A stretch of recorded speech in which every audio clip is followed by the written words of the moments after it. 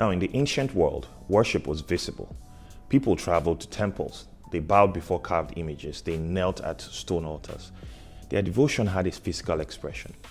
Yet, if an observer from, say, 1,000 years ago goes into a coffee shop, an airport lounge, or a family room, they would find something that is strangely familiar. There will be heads that are bowed, their eyes will be fixed downwards, their hands will be clasped with a sacred object. Bodies will be hunched in silent reverence. The posture is different, only material, but the altar has become the screen. Medical professionals will call it the technique. It represents something that is deeper, because our human body would follow the natural direction of worship. It determines what we look at, what we spend time, and where we put our attention. The smartphone has become that tool. It has become a portable high priest that we walk around with. Whenever we're anxious, we consult it. Whenever we're lonely, we seek comfort from it. Whenever we're uncertain, we ask questions to it. Whenever we're bored, we turn to it for entertainment. It is always available, it's always listening, it's always ready to provide us with answers, affirmation, and distraction as needed.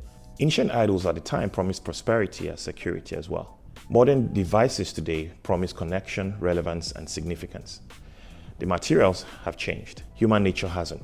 But the most powerful forms of worship are not found merely in posture, they're found in ritual. And every morning, billions of people participate in this ritual. Every religion has a morning practice. For centuries, people began their day with prayers, with reflection, with gratitude, meditation, etc.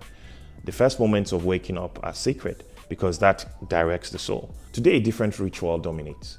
Before speaking to any of our loved ones, before expressing any form of gratitude, before we even pray or we reflect, many people would reach out for their phones.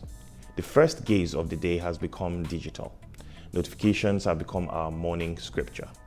News feeds become our daily briefing.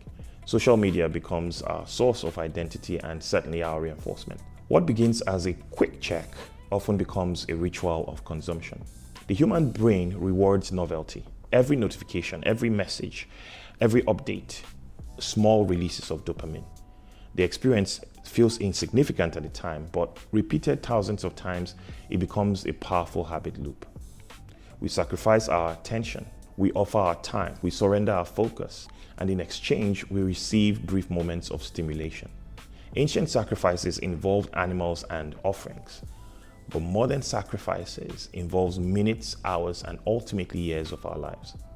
Yet these behaviors did not emerge by accident. They were designed. Behind every swipe and every notification lies a system intentionally engineered to capture and retain human attention. And those systems increasingly operate beyond our own awareness. At the time, in olden days, kings would consult priests. Empires looked for signs and prediction. Today, many of us seek direction from algorithms. Artificial intelligence analyzes our behavior with astonishing precision. It studies what we watch, it looks at what we like, it knows what we fear, it has an awareness of what makes us angry, and certainly what keeps us scrolling. Before we know what we want, the system often predicts it. Before we form an opinion, the feed begins to shape that opinion for us. These digital systems have become modern oracles. They do not just reflect human desires, they influence them. Over time, a subtle transformation occurs. We begin adapting ourselves to please the platform.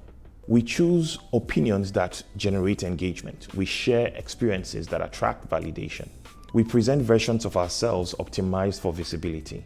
This is called algorithmic devotion. This is not just conscious worship, but unconscious conformity. The danger is not simply that algorithms know us. The danger is that they may begin to define who we are. And as the noise continues to grow, something precious disappears: silence. Throughout history, moments of profound spiritual transformation emerged from just being still. Prophets of old found revelation in deserts. We know that monks sought solitude in the wilderness. People who were thinkers withdrew from crowds.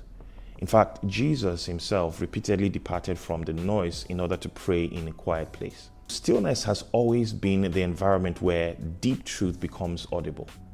Yet modern life has become allergic to silence. The moment boredom appears, we reach out for a screen. The moment any form of waiting arrives, we seek some form of stimulation. The moment loneliness emerges, we seek distraction. As a result, many people spend entire days without experiencing a single uninterrupted moment of reflection. The consequences are becoming increasingly visible. Anxiety is rising, attention has fragmented, relationships have weakened. We have more lonely people because it has expanded despite unprecedented levels of connectivity. Mental health struggles are visible throughout society and not solely technology-related problems. But they reveal a deeper reality. And this is that human beings were not designed for continuous stimulation. We were created with a need for rest, a reflection, a contemplation, and certainly peace. Without those things, the soul becomes exhausted. Without stillness, wisdom struggles to emerge. Without silence, we lose the ability to hear anything beyond the noise. The solution is not abandoning technology.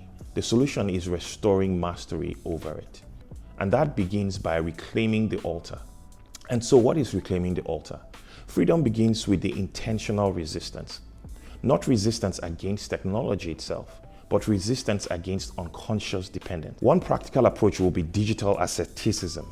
Ancient ascetics practiced fasting to remind themselves that appetite should not become authority. Digital fasting follows that same principle. Choose intentional periods without screens. It could be an hour, it could be an evening, or you could decide to dedicate one day a week. The goal here is not punishment. The goal is recalibration. When the constant stream stops, we begin rediscovering our capacity for attention, reflection, as well as presence. A second practice is the creation of sacred zones. Designate specific spaces where technology is not permitted. That could be your dining table. That could be your bedroom. That could be your prayer room. It could also be a family gathering space. These places become reminders that some moments deserve full attention. And certainly not divided attention or not partial presence, complete, wholesome presence. Most importantly, reclaim the first moments of the day. Before opening any screen, open your mind. Before checking any form of notification, check your heart. Before listening to the crowd, seek wisdom. Technology is a remarkable servant, but it's a terrible master. The question facing our generation is not whether we use technology. The question is whether technology uses us. Every generation and every age has its idols. Every generation builds altars.